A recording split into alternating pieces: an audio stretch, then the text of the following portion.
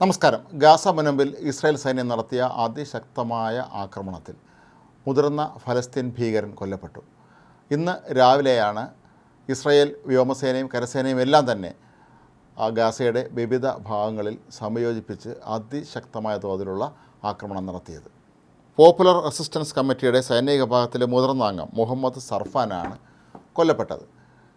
ഗാസയിൽ ഹമാസും മറ്റു ചില സംഘടനകളുടെയൊക്കെ തന്നെ തൊട്ട് പിന്നാലെ നിൽക്കുന്ന ഒരു വിഭാഗമാണ് ഇയാളുടെ നേതൃത്വത്തിലുള്ള തീവ്രവാദ സംഘടന. ഇപ്പോൾ ഇവർ ഹമാസിൻ്റെ ഒപ്പമാണ് പ്രവർത്തിക്കുന്നത്. പ്രത്യേക സംഘടനയായിട്ടല്ലാതെ ഹമാസിൻ്റെ ഒരു കീഴ്ഘടകം പോലെയാണ് ഇപ്പോൾ ഈ റെസിസ്റ്റൻസ് എന്ന് പറയുന്ന ഈ ഒരു വിഭാഗം പ്രവർത്തിക്കുന്നത്.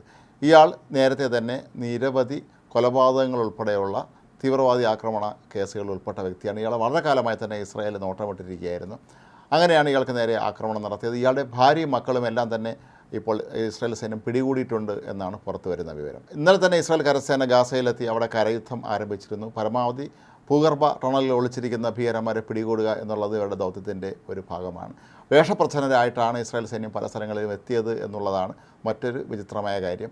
ചില ഇസ്രായേൽ സൈനികർ സ്ത്രീവേഷത്തിലും അവിടെ എത്തിയിരുന്നു. അങ്ങനെയാണ് പല തീവ്രവാദികളെ അവർക്ക് പെട്ടെന്ന് തന്നെ പിടികൂടാൻ കഴിഞ്ഞത് എന്നാണ് കരുതപ്പെടുന്നത്. ഇന്ന് പുലർച്ചെയും ഇന്നലെ രാത്രിയുമൊക്കെ തന്നെ വളരെ കനത്ത തോതിലാണ് ഇസ്രായേൽ സൈന്യം ആക്രമണം നടത്തിയത്. ഹെലികോപ്റ്ററുകളും മറ്റും ഉപയോഗിച്ച് ഷെൽ വർഷം നടത്തിയിരുന്നു. അതുപോലെ കരസേനാ വിഭാഗവും രൂക്ഷമായ ആക്രമണം തന്നെയാണ് ഇവിടെ നടത്തിയത്. ഇതിനിടെ ഉണ്ടായ മറ്റൊരു പ്രധാനപ്പെട്ട സംഭവം, ഹമാസിൻ്റെ തലവനായിരുന്ന യാഹ്യ സിൻവറിൻ്റെ 2 സഹോദരന്മാർ മരിച്ചതായി ഇപ്പോൾ സ്ഥിരീകരിച്ചിട്ടുണ്ട്. രണ്ടുപേരെയും ഇസ്രായേൽ സൈന്യം വധിക്കുകയായിരുന്നു. കഴിഞ്ഞ ചൊവ്വാഴ്ച തന്നെ യാഹ്യ സിൻവറിൻ്റെ ഒരു സഹോദരനെ, അയാളുടെ പേര് മുഹമ്മദ് സിൻവർ എന്നാണ്, ഇയാളെ ഇസ്രായേൽ സൈന്യം വധിച്ചതായി അഭ്യൂഹങ്ങൾ പരന്നിരുന്നുവെങ്കിലും അതിന് സ്ഥിരീകരണം ലഭിച്ചിരുന്നില്ല. ഇയാൾ ഖാൻ യൂനീസിലുള്ള ഒരു യൂറോപ്യൻ ആശുപത്രിയിൽ രോഗി എന്ന മട്ടിൽ രഹസ്യമായ ചികിത്സയിൽ കഴിയുകയായിരുന്നു. ഇവിടുത്തെ ഭൂഗർഭ തുരങ്കം ആക്രമിച്ചാണ് ഇയാളെ വധിച്ചത്. ഏതായാലും ഇപ്പോൾ ഇയാൾ കൊല്ലപ്പെട്ടതായി തന്നെ സ്ഥിരീകരിച്ചിട്ടുണ്ട്. കൂടാതെ അവരുടെ ഹമാസിൻ്റെ സൈനിക വിഭാഗത്തിൻ്റെ പ്രധാനപ്പെട്ട ഒരു തലവനും കൊല്ലപ്പെട്ടതായ സൂചനയുണ്ട്. ഇതൊന്നും കൂടാതെയാണ് യാഹ്യ സിൻവറിൻ്റെ മറ്റൊരു സഹോദരനായ സക്കറിയ സിൻവറും കൊല്ലപ്പെട്ടതായി ഇപ്പോൾ സ്ഥിരീകരിച്ചിരിക്കുന്നത്. ഇയാൾക്കൊപ്പം ഇയാളുടെ കുടുംബാംഗങ്ങളും കൊല്ലപ്പെട്ടു എന്നാണ് പറയപ്പെടുന്നത്. ഹമാസിനെ സംബന്ധിച്ചിടത്തോളം അവരുടെ ഏറ്റവും പ്രധാനപ്പെട്ട നേതാക്കളിൽ ഒരാളായിരുന്നു മുഹമ്മദ് സിൻവർ.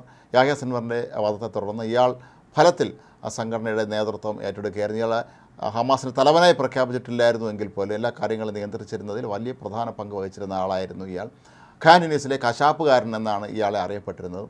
ഇയാളുടെ സഹോദരനായ യാഹ്യ സിൻവറിനെ നേരത്തെ ഗാസയിലെ കശാപ്പുകാരനെന്നാണ് അറിയപ്പെട്ടിരുന്നത്. ഇവരെല്ലാവരും തന്നെ അതിക്രൂരമായ രീതിയിൽ കൊലപാതകങ്ങളും മറ്റ് അതിക്രമങ്ങളൊക്കെ തന്നെ ആസൂത്രണം ചെയ്യുകയും നടപ്പിലാക്കുകയും ചെയ്യുന്നതിന് പ്രധാനപ്പെട്ട പങ്ക് വഹിച്ച വ്യക്തികൾ തന്നെയാണ്. ഏതായാലും ഇപ്പോൾ ഇസ്രായേൽ ഗാസ പിടിക്കാൻ തന്നെയാണ് മുന്നിട്ടിറങ്ങിയിരിക്കുന്നത്. ഗാസ പിടിച്ചെടുത്ത് അവരുടേതാക്കി മാറ്റുക, അവിടുത്തെ തുരങ്കങ്ങളൊക്കെ തന്നെ പൂർണ്ണമായും തകർത്ത് തരിപ്പണമാക്കുക, പരമാവധി ഹമാസ് തീവ്രവാദികളെ വധിക്കുക, ഇത് തന്നെയാണ് ഇപ്പോൾ അവർ ലക്ഷ്യമിട്ടിരിക്കുന്നത്. അതിൻ്റെ ഭാഗമായിട്ട് തന്നെയാണ് ഇപ്പോൾ കരസേനയും വ്യോമസേനയും എല്ലാം സംയോജിപ്പിച്ചുകൊണ്ടുള്ള ഒരു അതിശക്തമായ ആക്രമണമുഖം അവിടെ തുറന്നിരിക്കുന്നത്.